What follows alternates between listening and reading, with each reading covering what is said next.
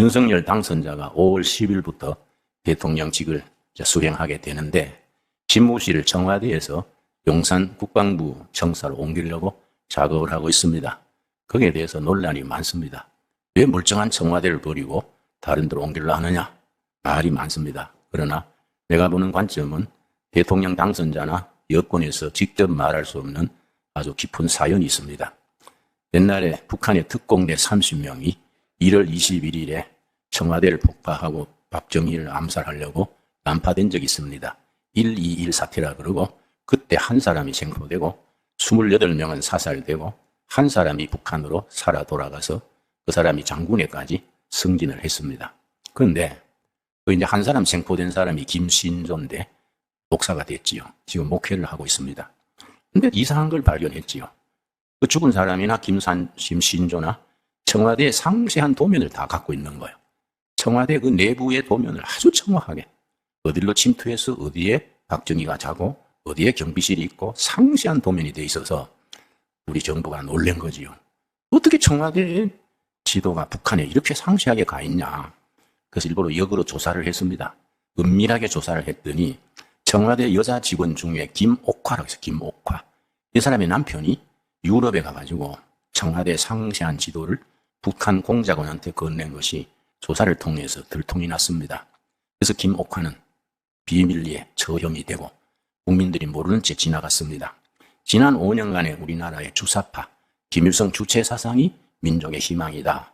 그런 택도 없는 생각을 가진 사람들이 뭐 민주당 정권이 다 주사파는 아니고 그중에 주사파들이 핵심 속에 들어 있었지요. 그 사람들이 뭐 청와대 비서실장도 하고 요직을 지켰으니까 뭐 청와대 그동안에 수리한 거 뭐 다 내용을 알지요.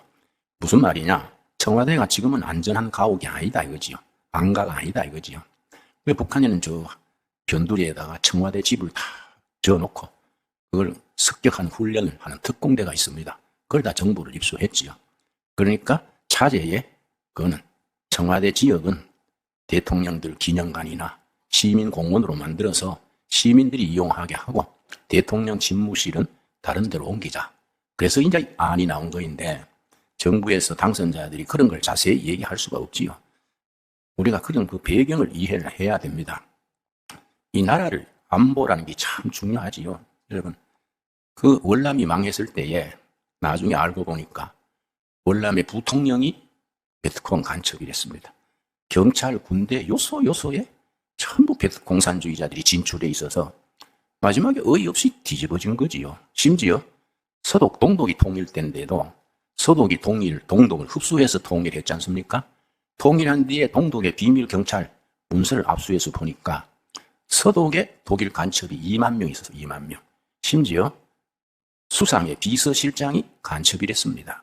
서독같이 잘 사는 사회에도 동독이 그렇게 2만 명이나 간첩망을 조직을 한 거지요. 전에 황장엽 선생이 주체사상을 만든 김일성 대학 총장까지 한 북한의 2인자인데 도저히 북한은 희망이 없다. 그래서 이제 월남을 했지 않습니까? 내가 황장엽 선생을 만났습니다. 나한테 김 목사, 남한이 걱정일세, 남조선이 걱정일세.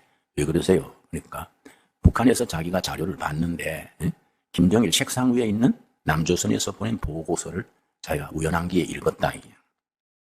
하여튼 친북 주체사상, 간첩급에 해당하는 인사가 5만 명. 남조선의 5만 명이 요소에 포진하고 있으니까 여차해서 되게 큰 일이 벌어지면 그 사람들이 다 동원이 된다 이거지요. 그러니까 무슨 큰 데모, 또 박근혜 그 탄핵 사건이다, 이명박 때의 그 소고기 파동이다, 그런 또 광주 사태. 그런데 그런 사람들이 다 동원될 수 있는 거지요. 우리가 거기에 대해서 경각심을 가져야 되지요. 그래서 우리가 이 바깥 도덕보다 집안 도덕이 더 무서운 거 아닙니까? 이걸 우리가 참 그래도 한국에서 믿을 수 있는 데는 교인이지요. 교회는 반공의 선도니까. 이석기라고 아시지요? 북한에 4 간첩망이 있습니다. 인천 지역의 동부연합, 경상도, 호남, 또 서울 뭐 이렇게 해서 4개 조직이 있는데 그중에 하나는 적발했지요. 그게 동부연합입니다. 동부연합. 3개는 아직 묻혀있지요. 그러나 단속을 많이 하면 지하로 들어가고 또 숨쉴만 하면 또 길거리로 나서고 하지요. 그런데 동부연합의 대표가 이석기랬습니다. 이 사람이 외국어 대학을 나온 사람인데 이 사람이 동부연합 대표가 되면서 우리나라가 이 정치가 헐렁해가지고 국회의원이 된 거예요. 그런데 국정원에서 뭘 관심 가졌냐 하면은 국회의원이 정부에 자료를 요청합니다. 그 자료 요청이 전부 국방에 대한 1급 비밀이야. 자꾸 그런 것만 요청을 하니까 이 사람이 수상하다.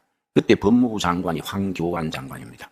황교안 장관은 간첩 잡는 그 분야의 안보 전문 출신이니까 법무부 장관이 새로 팀을 짜서 이석기를 잘 추적해봐라. 국회의원이니까 쉽게 손댈 수 없는 거예요. 그런데 꼬투리를 잡을 수 없는 거지요. 근데 통진당 대표요. 이석기가 너무 잘 되니까 정부에서 정당 보조금으로 매년 100억, 정부 예산으로 통진당에 100억 주는 거예요. 국회의원 세비를 받지요. 또 정부 예산으로 비서 4명의 비용을 다 주지요. 그러니까 자기 사람들 밑에 4명 국비로 비서로 쓰고 통진당에 100억 받고 모든 게 잘 되니까 이 사람이 방심을 한 거지요. 통진당 핵심 간부 믿을 수 있는 사람 100명을 모았어. 저 서울 저 안쪽 구석에 캐도릭 문화회관이 있습니다. 캐도릭 문화회관. 집을 빌려주고 하는데요.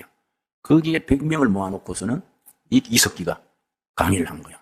그날이 오면 A조는 KT 방송국 점령하고 B조는 KTX 또 한조는 무슨 정부 청사 그걸 쭉 얘기하니까 이거는 원칙이 한두 명 있을 때에 지시해야 되는데 이석기가 붕 뜬 거예요. 다 잘 되니까 100명을 모아놓고 그런 얘기를 하니까 그중에 교회에서 자란 모태신앙 출신 청년이 있었어요. 자기는 평등 세상 만들자고 통진당에 통일진보당에 참가했는데 이석기 대표가 하는 말 들으니까 이거는 나라를 뒤집어가지고 북한에 바치자는 식이거든요. 요새 좋은 게 있어요. 핸드폰. 주머니에 핸드폰을 넣고 손으로 만지작 해가지고 녹음을 한 거예요. 보이지 않게. 녹음을 해가지고 집에 가서 들고 이거 가당찮거든. 국정원 직원 중에 자기 삼촌 있었습니다. 그래서 삼촌 좀 만납시다. 이 녹음을 틀어놓고 이거 대단한데요. 국정원 자구 직원이 들은 이거는 뭐 역적 중에 역적이거든. 이게 이제 황교안 법무부 장관에게까지 보고가 가서 그걸 이제 일망타진할 수 있었지요. 이석기가 나온 뒤에 동부연합의 후임이 있어요. 전국 노동자 중에 민주노총 회원은 4%요, 4%. 4%인데 이 사람들이 전투력이 있어.